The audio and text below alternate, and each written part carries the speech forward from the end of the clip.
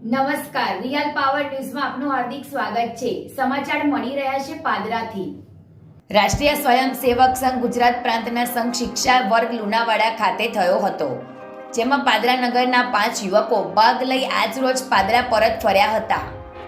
રાષ્ટ્રીય સ્વયંસેવક સંઘ ગુજરાત પ્રાંતના સંઘ શિક્ષા વર્ગ પ્રથમ વર્ષનો લુણાવાડામાં તારીખ 17 મેના રોજ પ્રારંભ થયો હતો, જેનો આજરોજ સમાપન થયો હતો।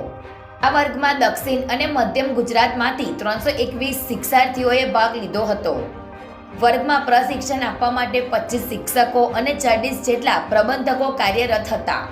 15 દિવસના આ વર્ગમાં પ્રતિદિન સવારે 4:30 થી રાત્રે 10:15 સુધીની દિનચર્યામાં સામૂહિક અનુશાસન, ભારતીય સંસ્કૃતિનો પરિચય, હિન્દુ સંગઠનની આવશ્યકતા, આપનો ગૌરવશાળી ઇતિહાસ, કુદરતી આફતો સામે સેવાકીય કાર્ય, સમરસતાનો ભાવ વગેરે જેવા વિષયો વર્ગ દરમિયાન સમાવવામાં આવ્યા હતા।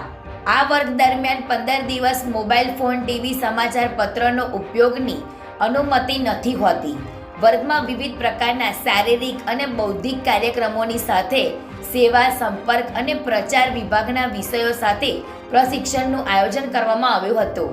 આજ રોજ પાદરા નગરના 5 યુવકો સંઘ શિક્ષા વર્ગમાં ભાગ લઈ પાદરા પરત ફર્યા હતા, જ્યાં પાદરા નગરના પ્રવેશ દ્વાર ખાતે પરિવાર તેમજ શુભેચ્છકો દ્વારા સ્વાગત કરી શોભાયાત્રા કાઢવામાં આવી હતી।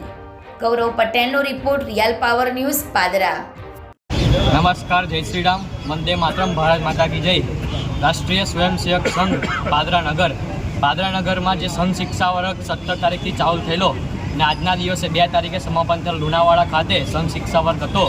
સંઘ શિક્ષામાં એક રીતે જોવા જઈએ તો શારીરિક અને માનસિક રીતે બેવ રીતે મજબૂત કરવામાં આવે છે। એક ધર્મના જાગરણ, કે ધર્મમાં શું ચાલે છે ને આપણે ધર્મનું આગળ કેવી રીતે વધારવું જોઈએ, સમરસતાનો ભાવ રાખીને આપણે સમાજને એક કરીને સમાજને પરમ વૈભવ તરફ કેવી રીતે લઈ જવું જોઈએ, એ આપણને ત્યાં આગળ શીખવાડવામાં આવે છે। અને જે રીતે જોવા જઈએ કે આર્મીની ટ્રેનિંગ કેવી રીતે લેવામાં આવે છે, ગરમીમાં ઓછા પાણીમાં રહીને એ રીતે જીવન ચાલે છે, એવી રીતે અમે સવારે 4 વાગે ઉઠીને તરત આપણે સંસ્થાન પર જવાનું, ત્યાં આગળ ખૂબ જ શારીરિક 3 કલાકનું શારીરિક કરાવે, ત્યારબાદ બૌદ્ધિક થાય, ચર્ચા થાય, એક બોલવાની આવડત આવે એટલે બૌદ્ધિકને ચર્ચા બાદ ત્યારબાદ પછી સાંજે ફરીવાર એક શારીરિક ક્ષમતા કે સમૂહનો એક જોવા જઈએ। આપ શિક્ષા વર્ગ પૂર્ણ કરીને આવ્યા છો, શું માનો છો અન્ય લોકોને કેવી રીતે જવું જોઈએ, શું માનો છો, તમને કેવો અનુભવ રહ્યો? અન્ય લોકોને જવું જ જોઈએ, જરૂરી છે। જો આપણા ધર્મને આપણા સમાજને એક કરવું હશે તો આ જરૂરી છે। ત્યાં આગળ સમાજને એક રાખીને કેવી રીતે ચાલવું જોઈએ એ વસ્તુ શીખવાડવામાં આવે। તમે કુલ કેટલા લોકો ગયા હતા? અમે ટોટલ 5 જણ ગયેલા, અહીંયા આગળથી 5 જણ ગયેલા છે